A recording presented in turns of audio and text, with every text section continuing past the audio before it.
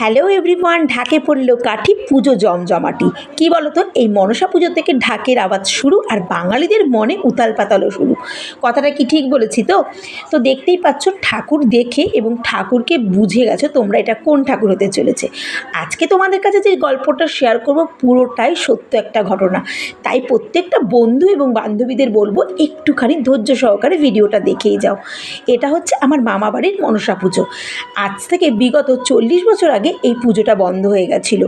আর তারপর যে ঘটনাগুলো ঘটেছে সেগুলো তোমরা কেউ বিশ্বাস করবে না, কিন্তু যারা এই পুজোটার সাথে জড়িত ছিল এবং যারা আমাদের আশেপাশে আছে, আত্মীয় স্বজন বন্ধু বান্ধব, তারা ফিল করতে পারবে। তো আজকে যেটা বলছিলাম, আমরা ছোটো থেকেই দেখেছি আমার 6 মামা আর আমার মারা 3 বোন। বেশ বিশাল বড় একটা সংসার। মামা বাড়িতে আসলে কোনো সময় যেতে ইচ্ছে করতো না নিজের বাড়িতে। মনে হতো কখন গরমের ছুটি পড়বে, কখন পুজো করবে, কখন কোন ফেস্টিভ্যাল হবে, আর মামা বাড়িতে দৌড়িয়ে চলে যাব। যেহেতু মধ্যম গ্রামে আমাদের একাই থাকা হতো, আর আমাদের সব আত্মীয় স্বজন কলকাতায় থাকতো, সেই কারণে মধ্যম গ্রামটা বিশ্বাস করো একদম ভালো লাগতো না। তো যাই হোক, ভীষণ আনন্দ করে ছোটো থেকে জীবনটা কেটেছে, সুখে দুঃখে বেশ ভালো কেটেছে। বলবো না যে আহামরি আমার মামা বাড়িতে পয়সা ছিল, কিন্তু খুব সুখ স্বাচ্ছন্দ্য শান্তি ছিল। আর মামা থেকে মাসি থেকে সবাই ভীষণ ভালো মনের মানুষ ছিল। এক কথায় কুণ্ডু বাড়িকে সবাই চিনত। আর শোনা গেছে এই পুজো 15 দিন ধরে হতো। আর যারা যারা এই পুজোর সাক্ষী ছিল তারা আজকে আমাদের বলে, তোরা দেখলি কি, তোরা দেখেছিস কি। তো যাই হোক, যা দেখিনি আর যা শুনিনি তো সেটা তো ভাবা যায় না। তো আজকে শুনে এবং দেখে মনে হলো সত্যি এই বাড়িতে জন্মানোটা সার্থক। এবার গল্প কথাটা তোমাদের কাছে বলি। তোমরা তো অনেকেই ভাবছো যে এটা কি হয়। হ্যাঁ, এটা হয়। 6 মামা একে একে আমরা এক এক বছরে এক এক মামাকে হারিয়েছি। প্রথম আমার সেজো মামা মারা যায়, তারপরে আমার মেজো মামা, বড় মামা, এমনকি আমার 32 থেকে 34 বছরের ছোটো মামা, সেও ব্রেন স্ট্রোক হয়ে মারা যায়। এমনকি এই বাড়িতে আমার বাবা নিজে আসার পরও আমার বাবা 2 বছরও কাটাতে পারেনি ফ্ল্যাট কিনে আসার পর। এখানে বাবাও ব্রেন স্ট্রোক হয়ে মারা যায়, ছোটো মেসো মারা যায়, মেজো মাসি মারা যায়, বড় মামা মারা যায়, বড় মামি মারা যায় একে একে। আর এই যে লাল শাড়ি পরে যে মেয়েটা নাচছে, এই ছোট্ট মেয়েটা 3 বছর বয়সে তার বাবাকে হারিয়েছে। তো বিশাল বড় করে মনসা পুজো এক সময় কিছু একটা কারণে বন্ধ হয়ে যায়। আর আমার দিদার জেদ ছিল নাকি মনে রাগ ছিল ভগবান জানে, সেই পুজো করতেই চাইতো না। আর এক কথাই বলতো অনেক খরচা, অনেক খরচা। এই করতে করতে করতে করতে হয়তো মা চলে গেল, নাকি মায়ের কোনো কিছুতে অভিমান হলো, একে একে আমরা সবাইকে হারিয়েছি। অনেক দুঃখ, ঝড়, কষ্ট সব গেছে এদের ওপর দিয়ে। তার সাথে সাথে আমরাও ফিল করেছি, কারণ আমাদের 2 বোনের শ্বশুরবাড়িটা খুবই কাছাকাছি। তো একে একে প্রিয় যখন মানুষগুলোকে হারিয়ে ফেললাম, চোখের জল শুকাতো না, আবার চোখের জল ভরে যেত।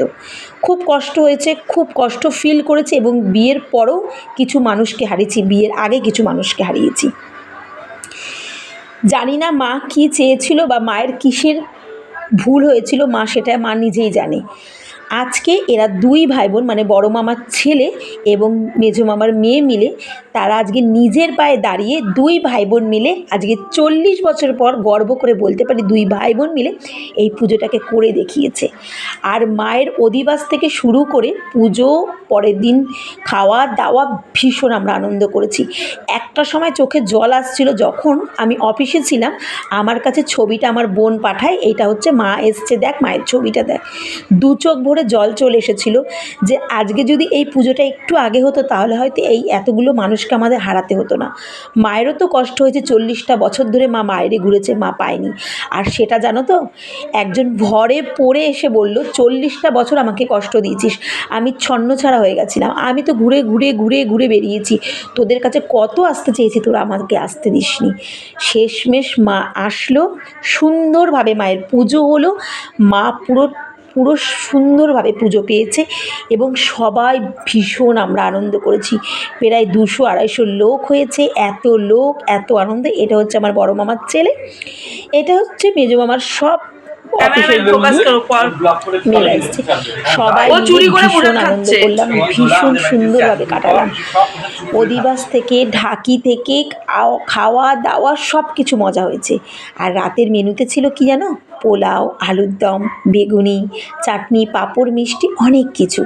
একটা সময় গিয়ে এত খুশি লাগছিল না মনটা, যে মা আজকে নিজেও শান্তি পেয়েছে আর প্রত্যেকটা মানুষকে শান্তিতে এবার রাখবে। তাহলে কি বোঝা গেল, মনসা মা কিন্তু ভীষণ জাগ্রত।